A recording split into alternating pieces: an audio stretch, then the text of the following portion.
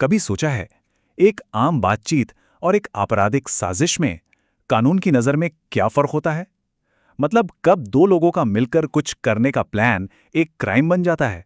तो आज हम भारतीय कानून के एक बहुत ही पेचीदा लेकिन ज़रूरी पहलू को समझने वाले हैं, आपराधिक साजिश। तो चलिए सीधे कानून की किताब पर ही नजर डालते हैं। ये जो स्क्रीन पर है, ये है भारतीय दंड संहिता की धारा 120 ए। यही वो पन्ना है जो हमें बताता है कि कानून की नज़र में आपराधिक साजिश आखिर है क्या। आइए इसे साथ मिलकर डिकोड करते हैं। तो एकदम सीधे साधे शब्दों में कहें तो आपराधिक साजिश का मतलब है जब दो या दो से ज्यादा लोग कुछ गलत करने के लिए हाथ मिला लेते हैं। अब ये गलत या तो कोई पूरी तरह से गैर कानूनी काम हो सकता है या फिर कोई सही काम जिसे गलत तरीके से करने का प्लान बनाया गया हो। सुनने में तो काफी सिंपल लगता है ना? पर असली खेल तो इसकी डिटेल्स में छिपा है। अच्छा, तो इस परिभाषा के मेन इंग्रेडिएंट्स क्या हैं? मतलब वो क्या चीजें हैं जो मिलकर एक समझौते को साजिश बना देती हैं? इसे आसानी से समझने के लिए चलिए इसे 3 जरूरी हिस्सों में तोड़कर देखते हैं, बिल्कुल किसी क्राइम की रेसिपी की तरह। तो सबसे पहली और सबसे बेसिक जरूरत, दो या दो से ज्यादा लोग। जाहिर सी बात है, कोई अकेला इंसान तो साजिश नहीं कर सकता, है ना? इसके लिए कम से कम 2 लोगों का होना तो जरूरी ही है। यह है पहला कदम। और अब आता है इसका सबसे जरूरी हिस्सा, एक समझौता। कानून की भाषा में इसे मन का मिलन भी कहते हैं। इसका मतलब सिर्फ हाँ में हाँ मिलाना नहीं होता, बल्कि ये पक्का होना कि सब एक ही बात पर सहमत हैं, एक ही नाव में सवार हैं और एक ही मंजिल की तरफ बढ़ रहे हैं।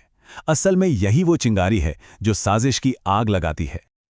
और फिर आता है तीसरा और आखिरी इंग्रेडिएंट, उद्देश्य। मतलब वो लोग मिलकर करना क्या चाहते हैं, उनका गोल क्या है। कानून इस बारे में बिल्कुल साफ बताता है कि किस तरह के गोल एक आम समझौते को एक क्रिमिनल कॉन्स्पिरेसी में बदल देते हैं। देखिए, कानून यहां 2 तरह के अवैध उद्देश्यों में फर्क करता है। पहला तो वो जब लक्ष्य ही अपने आप में गैर कानूनी हो, जैसे मान लीजिए डकैती का प्लान बनाना। और दूसरा, जब लक्ष्य तो कानूनी हो पर उसे हासिल करने के लिए जो तरीके अपनाए जा रहे हैं वो गैर कानूनी हो। सोच कर देखिए, चुनाव जीतना तो लीगल है, पर उसके लिए वोट खरीदने का प्लान बनाना, बस ठीक इसी पॉइंट पर यह एक आपराधिक साजिश बन जाती है। तो सवाल ये उठता है कि क्या सिर्फ किसी बात पर सहमत हो जाना ही हमेशा एक क्राइम है? क्या सिर्फ बातचीत करने से ही जेल हो सकती है? यहीं पर कहानी में एक ट्विस्ट आता है। कानून में एक बहुत जरूरी एक्सेप्शन है जिसे ओवर्ट एक्ट का नियम कहते हैं। चलिए एक सवाल पर सोचते हैं। मान लीजिए कि 2 लोगों के बीच एक सीक्रेट अग्रीमेंट हुआ, पर उस पर कभी कोई एक्शन नहीं लिया गया। तो क्या यह हमेशा एक क्राइम माना जाएगा? कानून क्या कहता है इस बारे में? इसका जवाब कानून के इसी छोटे से हिस्से में छिपा है। ये कहता है कि अगर समझौता किसी ऑफेंस या गंभीर अपराध को करने के लिए नहीं है, तो वो तब तक साजिश नहीं मानी जाएगी जब तक कि उस प्लान को पूरा करने के लिए कोई कदम ना उठाया जाए। ये एक बहुत बड़ा लेकिन है जो सारी बात को पलट देता है। तो इसे ऐसे समझते हैं, अगर 2 लोग मिलकर किसी की हत्या का प्लान बनाते हैं तो सिर्फ वो प्लान बनाना ही अपने आप में एक गंभीर अपराध है। उन्हें कोई एक्शन लेने की जरूरत नहीं है। क्यों? क्योंकि कानून ऐसे खतरनाक इरादों को शुरू होने से पहले ही रोकना चाहता है। पर अगर वही लोग टैक्स बचाने के लिए झूठे दस्तावेज बनाने का प्लान बनाते हैं, जो एक अवैध काम है, अपराध नहीं, तो कानून कहता है कि उन्हें सिर्फ प्लान बनाने की सजा नहीं मिल सकती। सजा तब मिलेगी जब वो असल में उस प्लान पर कोई कदम उठाएं, जैसे कोई झूठा दस्तावेज बनाना शुरू कर दें। अच्छा, अब एक आखिरी सवाल पर आते हैं जिसे कानून के अंत में साफ किया गया है। क्या होगा अगर गैर कानूनी काम आपका मेन गोल ना हो, बल्कि उस गोल तक पहुंचने का सिर्फ एक जरिया हो? इस पर कानून का स्टैंड बिल्कुल क्लियर है। इससे कोई फर्क नहीं पड़ता कि वो गैर कानूनी काम आपकी योजना का हीरो था या सिर्फ एक साइड कैरेक्टर।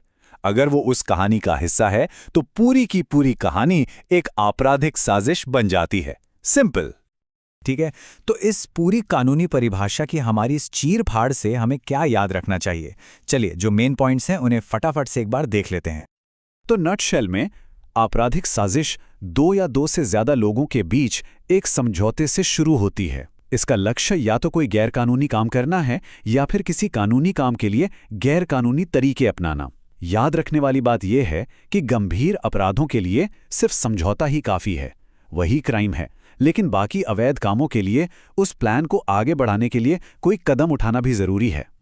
तो अंत में ये कानून हमें एक बहुत बड़े सवाल के सामने लाकर खड़ा कर देता है।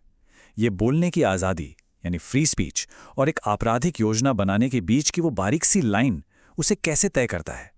कहाँ पर एक डिस्कशन खत्म होता है और एक साजिश शुरू हो जाती है?